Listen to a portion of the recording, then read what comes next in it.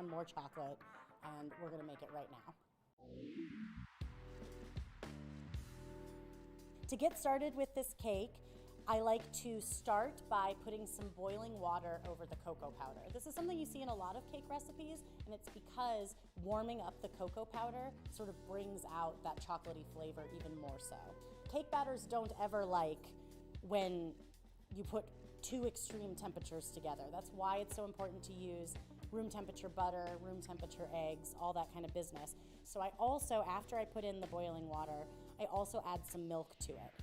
And the milk helps bring the temperature back down so that we don't have to wait for it to cool forever. We can get to cake faster, which is very important here. Just a couple good whisks, really make sure you get into the bottom so that there's not any kind of chunky pieces hiding. And then we'll just set that aside until we're ready to use it. And now I'm gonna turn to my mixer here, and we're gonna start with 9 ounces of butter. Butter, my favorite. My butter ring. Yes. It's like a brass knuckle, but for bakers.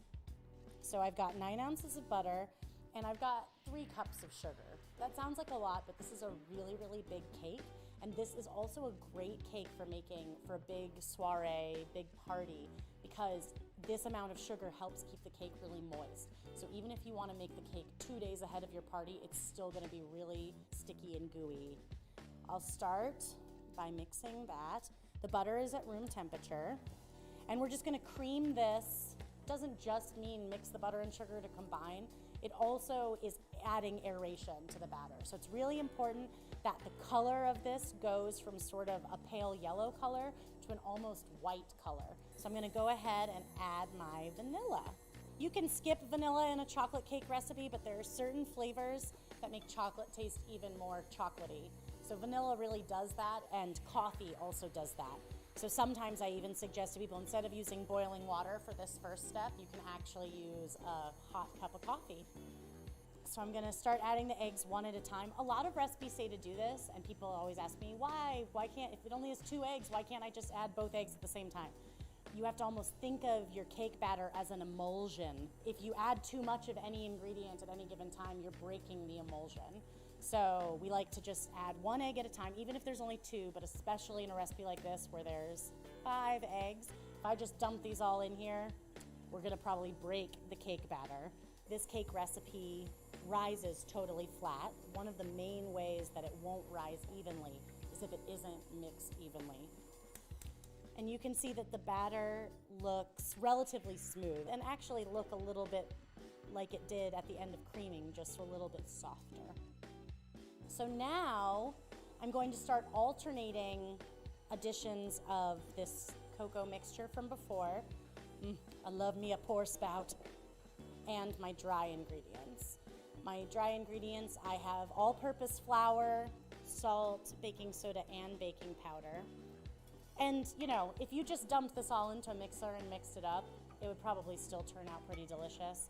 But if you take the time like this, the crumb structure of the finished cake is like a little bit smoother.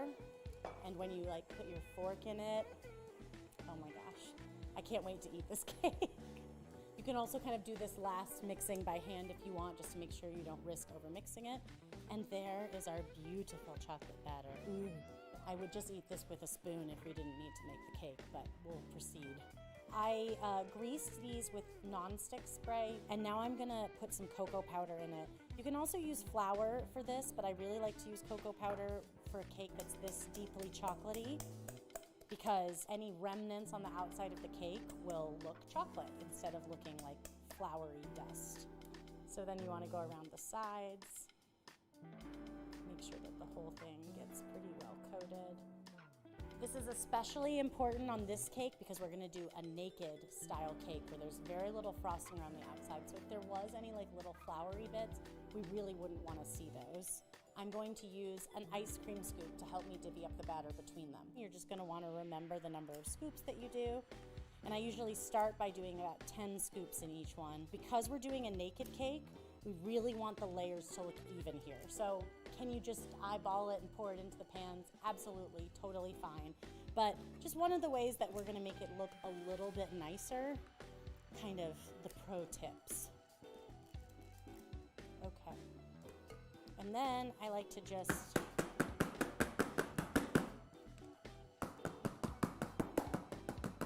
just helps get it flattened out. It'll do the rest of the flattening out in the oven. So now we're going to bake them at 350 for 35 to 40 minutes, or until a toothpick inserted into the very center comes out clean. All right, so I told you this cake is chocolate on chocolate on chocolate on chocolate. The next chocolate element is a chocolate pudding filling. It starts with some milk and cream, because milk just isn't enough.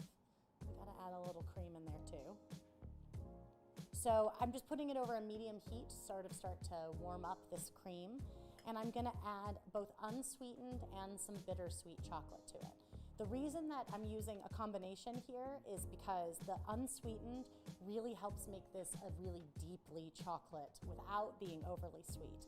You do want to make sure you kind of keep it constantly in motion in these early stages, because chocolate does have a tendency to want to burn. So you don't want to let it sit at the bottom of the pot for too long.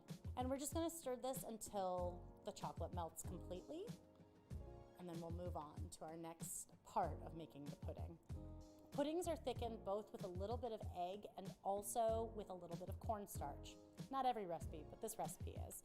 When you use cornstarch, people have all sorts of ways of preventing the cornstarch from clumping.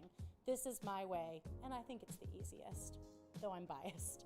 This is granulated sugar, and we add the cornstarch to the granulated sugar first. The granules of the sugar sort of break up the cornstarch and prevent it from clumping. It's a great tip, really helps. I'm also gonna add a pinch of salt, because salt with chocolate is always really good. Now, the last thing I'm gonna add to this until later are the egg yolks, but I don't wanna add those until I'm ready to go, because sugar is hygroscopic. That means it sucks moisture out of things. So there's sort of an old wives' tale that if you put sugar on eggs, it cooks them. That isn't exactly true, but what it does is it sucks the moisture out of them, causing the egg yolk to dry out. It sort of looks coagulated. It looks like it's cooked. So we just don't want to add our egg yolks until we're pretty much ready to go with the next step of the recipe, because we could end up with kind of some firm, chunky egg yolks. So I'm going to go back and give my milk a stir. My milk and cream and chocolate. Now that my chocolate milk cream mixture is hot, I'm going to go ahead and add my egg yolks and whisk them into this mixture. It's okay if it's not totally smooth, because it's all going to come together when I add the warm liquid here, but just kind of start the process of mixing. I'm going to add about a third of this while whisking constantly. And you just want to whisk really vigorously at first to make sure that all that egg breaks up. So I'm going to put the rest of it back on the stovetop. And now I'm going to take this guy that I whisked over to the stovetop too. I'm going to pour it back into the pot while whisking constantly. And again, we just basically want to be agitating it so that we don't get any bits of egg or cornstarch that are unhappy. We want everyone to get into this nice and smooth. So I'm going to start heating it again, and I'm going to start with the whisk. So it's starting to thicken just a little bit, so I'm going to go ahead and switch to my spatula for the rest of the cook time, just so I can make sure that I'm really getting into those edges and corners of the pot. So we don't just want it to be thick enough to coat the back of a spoon, we want it to be thick enough that it actually comes to what I learned is called first boil. And first boil isn't necessarily just a couple of bubbles around the outside of the pot, which is more like a simmer. First boil is when we get a nice big fat bubble coming up from the center of the pot. And we do that because there is something that naturally exists in eggs that consumes starch. It's its favorite breakfast. So if you don't cook the eggs to a high enough temperature, that enzyme stays in the egg, and your custard will look really nice and thick. It'll look beautiful. And then you'll put it in the fridge to cool, and when you come back to it, it'll be runny. And it's because that enzyme was having a feast in the fridge. But all you have to do to prevent that from happening is make sure you bring it to first boil. And as it thickens this last little bit, I'll just stop every now and then to see, oh, there are those bubbles. There's the big fat bubble, yes! Heat is off. Ladies and gentlemen, we have just murdered an enzyme. So once we get that bubble, we want to take it off the heat, and I'm gonna mix in 2 tablespoons of butter and some vanilla. The butter gives it this like really silky, luxurious texture. You don't want to add vanilla extract to things when you're cooking them for a long time because a lot of the flavor kind of goes away. So it's really great to add it at the end of something that cooks like this. So now this is ready to be strained if we want. We'll cover it directly with plastic wrap, put it in the fridge until it cools completely. So we've got 2 more components to make for our ultimate chocolate cake. 2 kinds of ganache, because one just isn't enough when we're talking ultimate.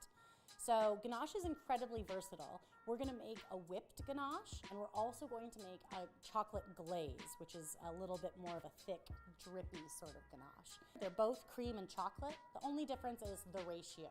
So for the whipped ganache, it has a bit more cream to chocolate ratio because later we're gonna whip it in the mixer and aerate it a little bit. Just makes it really light and fluffy. The chocolate glaze, we want it to be thick so that it slowly drips down the cake. So it has a lower ratio of cream to it. So we'll start by making the whipped ganache because it has to set for a little while, cool off before we can whip it. I don't want to recommend using chocolate chips here because chocolate chips have a stabilizer in them that helps them keep their shape even after they've been baked. So in a situation like this where you're trying to melt it, it can also often make it really, really difficult to actually get it melted and uniform. So it's better to go with your bar chocolate here, chop it up. These are both bittersweet chocolates. It would be fine to use semi-sweet if you prefer it, but when you change the ratio, the level of chocolate, you often have to reduce your cream a little bit. Actually, on Food 52, I have the basic chocolate glaze with ratios for dark chocolate and milk chocolate and white chocolate. So ganache is a really great way to kind of get creative with it. I've chopped my chocolate pretty fine because we want the heat of the cream to be enough to actually melt this, ideally. If it isn't, you can always toss it in the microwave for a couple of 10-second bursts, stirring it to combine. Or if your bowl is heat safe, you can put it over a bowl of simmering water just until the rest of it comes together. Our cream has come to a simmer, so I'm gonna pour it into the chocolate. This is for the whipped ganache. So when I make a ganache, I like to not touch it at first. I actually just let it sit for a few minutes, start the melting process. And while it's doing that, I'm gonna go ahead and pour the cream for the glaze in here so it can start warming up. So after it sits for about 10-15 seconds, I take my spatula and you start by mixing it just in the very center. Now, could you just take the spatula and mix this? Absolutely. But this is one of my favorite things in the entire food world, and watching this happen, so it sort of looks broken and like it's not gonna come together. And then it first starts to come together just in the very center. Ooh, see? So then once it starts to do that in the very center, you can start widening your stir. Ooh. Yes. Ganache. Okay, so this one is good. In order to whip it, it has to firm up a little bit. So we're gonna just set it aside at room temperature, and then we're just gonna let this guy boil, and we'll do the same thing for our glaze. And the glaze will come together a little faster because it's a little less chocolate and a little less cream. And then we'll start to stir. And again, I know this method seems like a little extra to just be working in the middle, but this is how I learned from my chocolates instructor in school. And when you do it this way, it's just so much less likely to break, and it has the most delicious, smooth texture. So now we're ready to start assembling our cake, and the first step is to cut our cakes in half to make 2 layers, so we'll ultimately have a 4-layer chocolate cake. So I have my ganache here, and it's just firmed up a little bit. It's not completely set, but it's thicker than it was before, and that just makes it a little bit easier to whip it. And you see a textural difference too. It was a little bit softer before, And then you just start to see that the act of whipping not only aerates it, but it also sort of thickens it. Like you can just see this texture. Time to build our ultimate chocolate cake. Now, when I build layer cakes, I really like to start with a piece of cake that was the bottom. So just so you start off with a nice flat piece kind of right from the get-go. We're using a chocolate pudding filling, remember? So it's nice to give a ring, sort of like a ganache retaining wall on the outside of this cake. So I'm gonna pipe right at the very edge a ring of this whipped ganache. And it doesn't need to be perfect. You're gonna see, like even if you need to stop, you can just push back into the ganache to start again. And just like that. And then we're gonna do a few scoops of our pudding.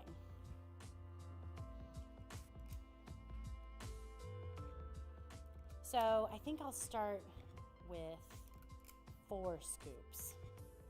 So I like to use the ice cream scoop for the same reason we did with the cake batter. It helps you just make sure that you've got an even amount in all layers without having to mess with getting the scale out or anything like that. Oh my gosh, I'm having a moment with this pudding. You are so beautiful to me. You really are. And it's only gonna get better. One thing you don't want to do that you would do on a regular cake is like really push it out towards the edges. This is a naked cake, so we want to leave the sides looking pretty nice and smooth. So we're just focusing on smoothing out that top and making it really even.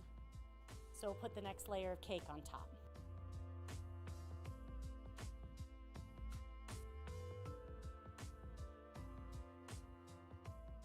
And then we put the final layer flat side up so that we have just a nice kind of squared off top.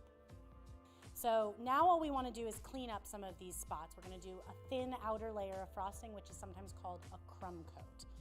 So I put the rest of my whipped ganache into a pastry bag or back into the pastry bag, and I'm just going to kind of go around the outside edge to fill in anywhere that doesn't have enough so that basically it's flat, flush with the cake all along that outside bit. And then we're just gonna take our spatula again and kind of go around to press it in. This is indicative of a naked cake. We're kind of giving it a crumb coat, which is a very thin coat of frosting where you can still see the cake layers through it. So many people want a little less frosting. I'm not one of those people, but this cake still has a lot going on. And then if you have any left, you can just sort of squeeze it on top of the cake and do one kind of final thin layer right on the top. And this top layer isn't really frosting, it's more just to smooth out that surface. And now we just need to refrigerate it for about 15 minutes because it makes it easier to get that nice drippy effect if the cake is cold. So our cake has been chilling for about 15-20 minutes. Having the cake really cold is the best way to get it from here to here. You're gonna wanna run your big spatula all the way around the cake, just to make sure that there isn't any frosting holding it down. And you kind of pick it up and you just slide your hand underneath to support it and put it on. And then by leaving this thing in, you can basically still move it. If you feel like it's not quite centered, you still have the ability to move it, and then you just pull that out. So our final step here is to add our drippy layer. And maybe I'm gonna throw in a few extra steps after the end too, just if you really wanna make it fancy. But adding the chocolate glaze is really the last big part, and we're adding a drippy glaze. So I did warm up our glaze a little bit so it's nice and fluid like this. It should fall off the spoon really easily like that. You just start with a pretty generous spoonful right towards the edge, and then remember that your cake is chilled. It is going to start to set pretty quickly. So you want to put it towards the edge, and then you want to use the edge of the spoon to sort of nudge that drip over. And in general, the drips look good when there's a nice variety of lengths and sizes of drip. And the warmer the glaze is, the more runny it will be. So once you're done, you can spoon as much of the glaze as you want on top and just sort of spread it out. And the cake is cold, so it's gonna kind of firm up. You can do a little bit more of a swoopy effect if you want. Now, I had just a little bit of the extra whipped ganache. So just to add a little extra flair to this already ultimate chocolate cake, we can pipe some little decorative effects around the top. And this is completely up to you. If you're interested in adding a little more, you could also pipe around the bottom. The sky is the limit when you're working with cake. And then I have a couple different chocolate sprinkles here. And I'm just gonna kind of, hoo-hoo-hoo. This is the fun part. I mean, the whole thing is the fun part, but this is really the fun part because we're really close to eating it. I've got